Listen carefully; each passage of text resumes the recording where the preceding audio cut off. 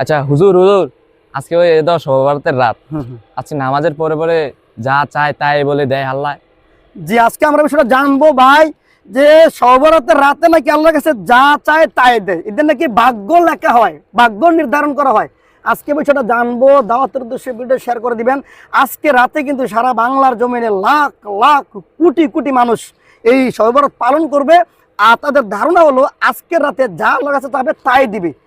আপনার একটা শেয়ারের কারণে লক্ষ লক্ষ মানুষ দেখবে আর এই ভুলটা থেকে ফিরে আসবে, আর আপনি কিন্তু লক্ষ কোটি নেকির অংশীদার হবেন ইনশাআল্লাহ। জি, সমাজে এটা প্রচলন আছে অ্যাভেলেবেল। আমাদেরকে প্রায় জিজ্ঞেস করে, হুজুর সবরাতের রাতে নাকি মানুষের ভাগ্য নির্ধারণ করা হয়? আসলে এটা সহিহ হাদিসে প্রমাণিত না যে এই সবরাতের রাত্রিতেই ভাগ্য নির্ধারণ করা হবে, এটা সহিহ হাদিস দ্বারা প্রমাণিত না।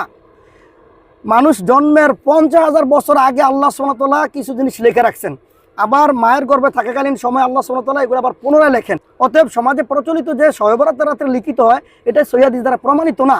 এটা সাহাবায়ে কেরাম এমন আমল করতেন না, তাবিঈনগণ করতেন না, রাসূলগণ আমল করতেন। অতএব আল্লাহ সুবহানাহু ওয়া তাআলা আমাদেরকে সঠিক আমল করার তৌফিক দিক, সঠিক বুঝদান করুক।